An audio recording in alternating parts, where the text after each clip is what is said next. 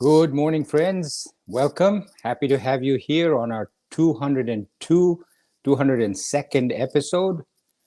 How you doing, Lou? I'm doing very well. I'm still stunned we're at 200 episodes, but it's been Yeah, great. yeah. Yeah. I was just watching on TV.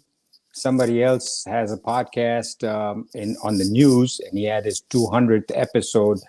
They had big parties celebrating it, and I said, "Oh, we didn't do a party."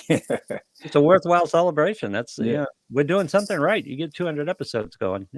That's yep. perseverance, as we talked about. What episode 201, 200 or 201? We talked about perseverance. Yeah, and that's a good segue into today's episode because we're going to be talking about perseverance, fortitude, resolve, the determination to keep going. Yep. So, friends, today, episode 202, we're going to be talking again about chapter 18, verses 33 to 35. And Krishna sets it up so beautifully. The Gita sets it up where you start to learn the different qualities of sattva, rajas, and tamas, those three gunas that everything in this world has, including living things, beings, and non-living things, have sattva, rajas, and tamas. Just as an example, a little bit aside, but even an atom, the pattern with which the atom itself moves everything within is sattva, the methodical way in which it does it. I forget, the movement itself, the rushing back and forth, that's rajas. And the fact that it's inert at other times is tamas. So everything that has atoms has in and of itself tamas, rajas, and sattva. So, for example, a rock is purely tamasic. It is a rock, it is tamasic. You can't say that it doesn't move because its atoms do move. Its molecules do move. Over centuries, that rock will become, say, less or dissolve or become mud or change to a carbon, to a diamond. Some of them, not all of them. So I'm sure there's some limitations to what I'm saying.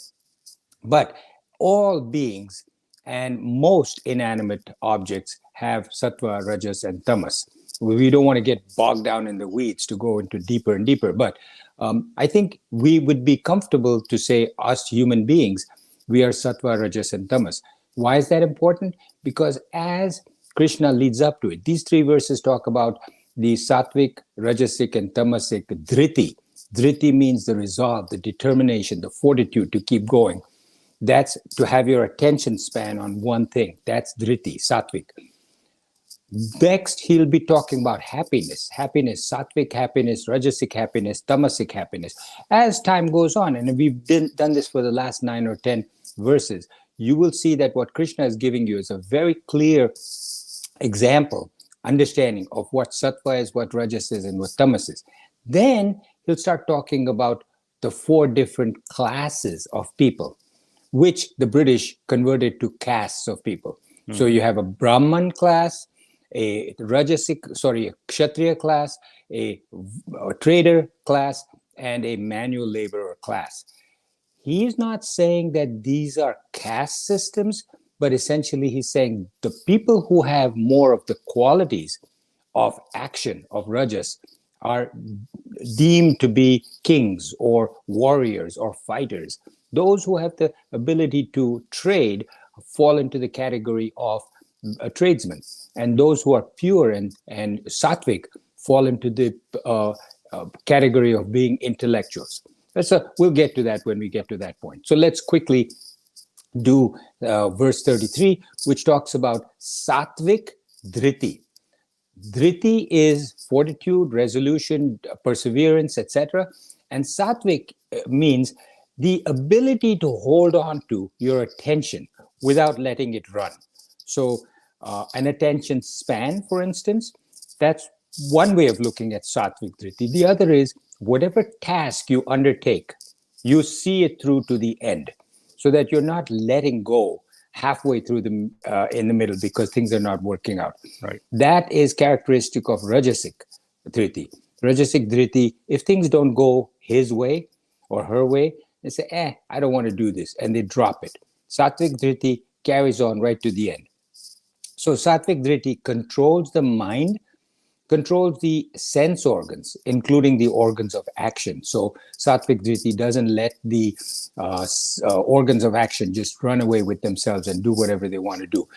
They control the sense organs and the prana to a single point without being distracted, unflinching, and with practice. So the key words here are with practice. This doesn't happen automatically. It happens with practice. You have to make sure that you put your resolve and determination and practice it. A sattvic person has a strong, subtle intellect. In Sanskrit, that's known as sukshma buddhi.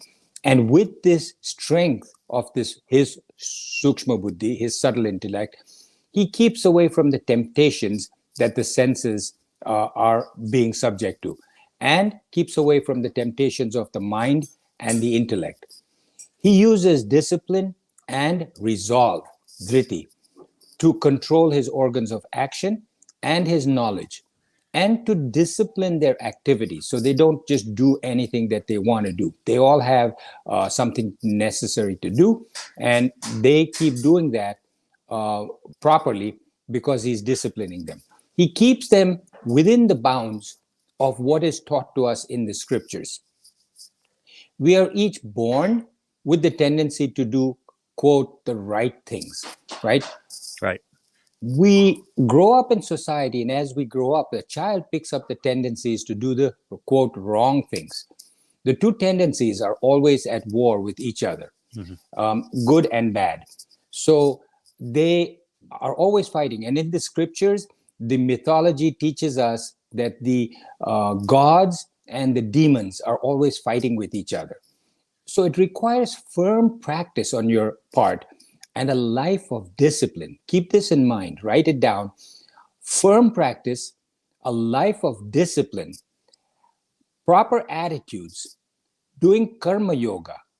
Karma, whatever good you do as karma yoga, that you're doing for others, not for yourself, and meditation. When you're doing all of this, your dhriti, your sattvic dhriti becomes greater. All of us have the ability to pay attention. Do we? No. We have the ability, but our mind wanders. We don't control it. Our senses wander. Our intellect wanders. Your mind, your senses, your prana, they all wander. We need to be able to control them. Your consciousness, which is God within you, your consciousness has the ability to pay attention. Once you focus your mind, your consciousness, your intellect on something, it needs to remain steady and focused. Steady and focused, your mind has to be on whatever it is that it's focusing on. That is known as sattvic dhriti. Don't get distracted. Don't be fickle. That's the key. So that's, my friends, sattvic dhriti, verse 33. Verse 34 talks about rajasic dhriti. What is rajasic dhriti? Rajasic dhriti is that steadfastness which perseveres to gain knowledge of how to fulfill one's own needs for more pleasure, more wealth. That's one. To do one's duty. That's two. While being very attached. That's three. And desirous of the rewards of the fruit. That's four. So here are the things. Rajasic dhriti is also steadfastness, but it is steadfastness for these four things, and we will go over them. So, for example, in the scriptures, there's a demon, a 10-headed demon, that kidnaps Ram's wife, Sita. So Ravan, the demon, kidnaps the wife and moves her to his kingdom, which is Sri Lanka at that time, Ceylon. And he keeps her captive there. And then the whole story is about all the good that Ram does and his army. And they go and pick up Sita and bring her back. But Ravan, the demon, has dhriti. He has steadfastness. He sits there and he prays. And he is absolutely resolute in whatever it is that he does. Ravan, the demon, had, with great dhriti, steadfastness, and resoluteness, said prayers and had so much determination that he got the attention of the gods, and he asked for a boon, and that's how he got it. So bad negative tendencies can also have dhriti and resoluteness. So you can be resolute that I am going to Yeah. cheat such and such people for money, and you can have tremendous resoluteness. So it's a question of whether you have sattvic dhriti or rajasic dhriti. So rajasic dhriti is what we see in most people in this world. So we see this, the majority of people have rajasic dhriti, and they have great perseverance for, number one, as we said, righteousness, dharma. So they follow a path of religiousness, rigidity. So that is also dhriti, right? They're doing it because they say, if I go to this house of worship, temple, mosque, synagogue, or church, God will give me money, good health, etc. So they have dhriti, they have steadfastness in going to their house of worship, but they're not going for the right reasons. They're going for getting those rewards. That's number one. Number two, kama, desire. That's the second, that they have desire for various things. They follow those desires with dhriti. Number three is artha, wealth, money. Number four is attachment to all of the above and the results of their actions. So they persevere and they acquire knowledge to say, how can I make more money? Just as an example, how can I get more power? How can I get Rama's wife? What plans can I do? How to make money, then how to make more money. They're not satisfied with just the money that they make. Focusing on how to acquire more wealth, more power. They think of nothing else but severe perseverance right to death. That's all they think about. Right. Gaining worldly things, rajasic dhriti, focused on actions, results of actions, produces more and more vasanas. The more you succeed in getting this, the more your vasanas develop to say, I want to get more. The more you fail in getting it, the more your vasanas develop because you say, I want it. So that's as far as acquisitions. Duty. You create your own duty. So this is an important thing, friends. It says dhriti towards your duty. Why? Because you notice that most of us, we create our own duty. We have self-imposed, if we're rajasic, okay, not if we're tamasic. Tamasic say, I just want to show my face at the job. If my boss sees me, then I'll just hide in some corner, smoke a cigarette, and maybe I'll get out before the day is done. But a rajasic person feverishly works because he wants his boss to notice him and give him a promotion, give him more money. So he creates this duty for himself. Mhm. You are the king over your duty and your work. You, not the other way around, but instead you allow your work and duty to control you. You rush, you hurry, you worry, you are work feverishly as far as work is concerned. These are self-imposed responsibilities. That clinging, self-imposed to your work and duty is called rajasic dhriti. So that's as far as duty. The next one is kama and artha, pleasure and wealth. The two driving forces, very, very important in life. Two driving forces in everybody's life is acquisition, number one, and enjoyment, number two. Acquisition and enjoyment. You want to keep acquiring wealth, for instance, objects, for instance, and then you want to enjoy them. If you just accumulate them, it's like making a fantastic feast or dinner, putting it on the table, and nobody's at the table to eat it. So accumulating money alone is not enough. But rajasic people often just accumulate money and they don't spend it. It's like creating a huge meal, putting it on the table, and then saying, no, no, no, I can't touch it. I can't eat it.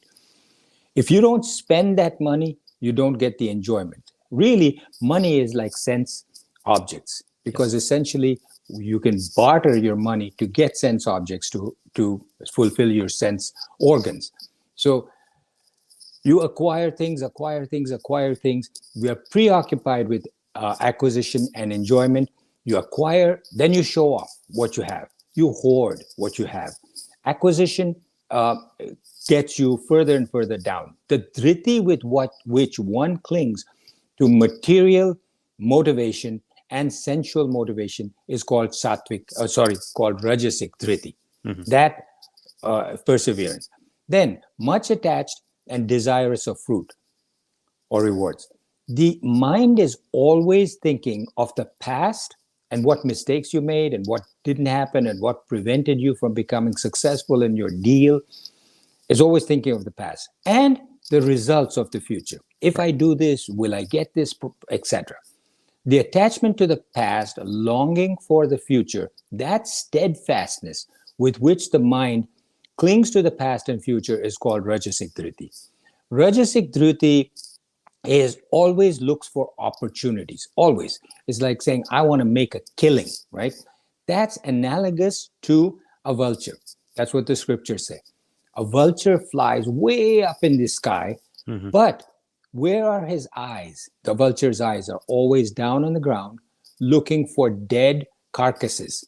The minute he sees it, he comes swooping down the vulture onto that dead carcass and starts to eat it. Well, I've actually seen this Mm. in Africa. It was a fascinating sight. When that big vulture came down, all the small little birds and even the hyenas sort of moved aside Yeah. for the vulture because it was so huge.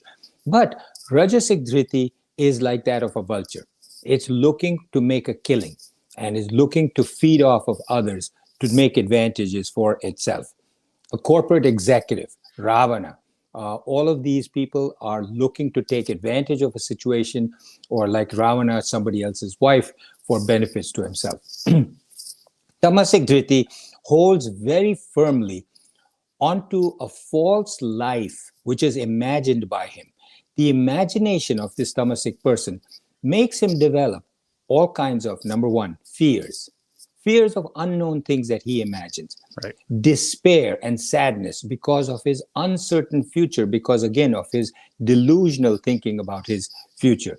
Yet, in spite of this, you would think that because he has so many fears, because he is despairing and sad, you would think that he'd be sort of cowed down and feeling sad because of that. No, the other way around. He's actually arrogant. He's vain. He thinks of himself as very great, as a counterbalance to his inferiority complex.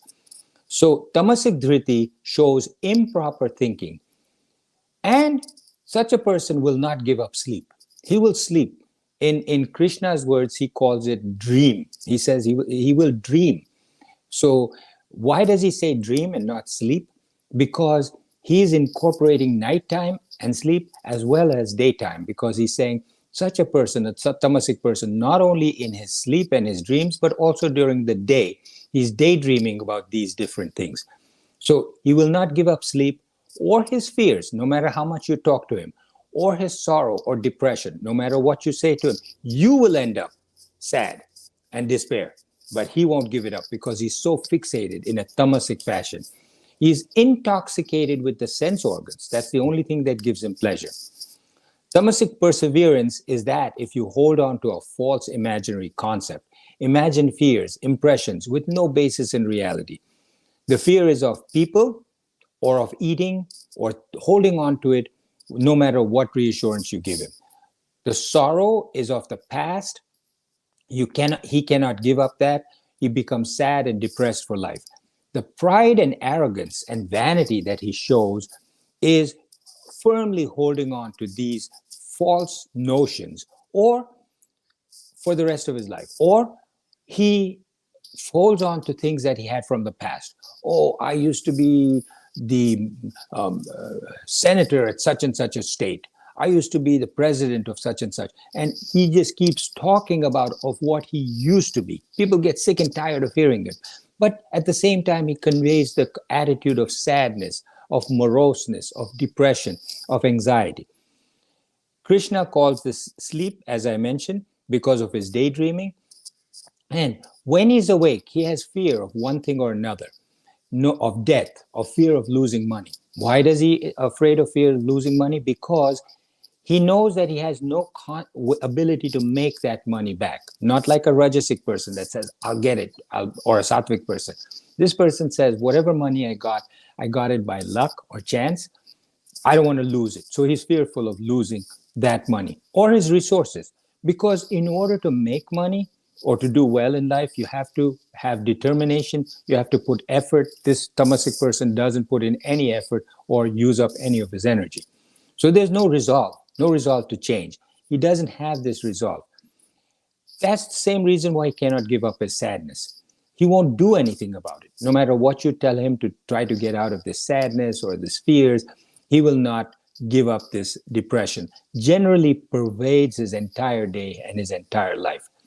Yet he's under this spell of intoxication, pursuing simple gratifications of his sense organs because that's the only thing that will keep him in some good humor.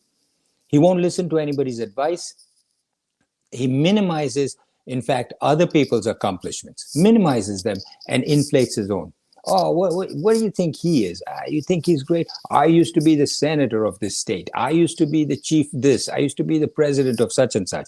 Inferiority complex. Arrogance is an expression of his own ignorance. So, friends, we talk now about the sattvic dhriti, the rajasic dhriti, and the tamasic dhriti. And next episode, at verse 36 to 39, we'll be talking about sattvic happiness, rajasic happiness, and tamasic happiness. I think you'll find that very interesting and fascinating. Lou, any comments? No, you were talking about the mind wandering earlier and how difficult it is to keep in mind. It's not necessarily just that it wanders. It's designed to seek out threats. It's designed to understand everything that's going on. It's searching for things. So, I often equate it to walking a dog. You can't get into your dog's mind and get every fear and every excitement they have. You have to try to control that a little bit. And most people don't think they're separate from their mind. They think their mind is who they are.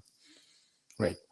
Good point. So a mind and the intellect is two different things. Yeah. So the intellect has to decide, do I do this or do I do that? The mind is, the basis of the mind is emotions, desires, wishes. Right? A mind is Sorry? A mind is reactive. Well, the mind basically, all it does is, I want this, I want that. I want this, I want that. Yep. Whatever it wants, then it is up to the intellect to decide, should I allow it or should I not? Determine, to decide. Right. So the mind says, oh, looks like there's a crowd over there. Should I go there? Looks like something is happening. I want to see, maybe they're getting something for free. Maybe I'll get to see something. The intellect then says, nah, I don't think you want to go there. It looks a little dangerous. You could get into trouble. And it says, don't do that. That's the danger that you were talking about. The intellect decides. If you have a strong intellect, a weak intellect says, yeah, let's go. If the mind takes over and the mind says, I want to do that, so I would do it.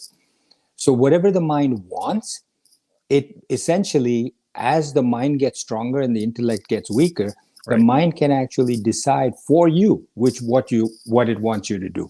Whereas it should be that the intellect is the one controlling it. That's where these scriptures teach us to make stronger our intellect so that we can avoid the dangers and the risks that the mind puts us into. Right. All right. Check for episodes on all your favorite podcast outlets if you're watching this on Facebook, and past episodes on the Facebook page, on your podcast outlets as well. We've got a new Instagram account. So make sure you look that up, and so you can follow along with us as well if you're an Instagram follower. And we'll see you in the next episode. Thank you, friends.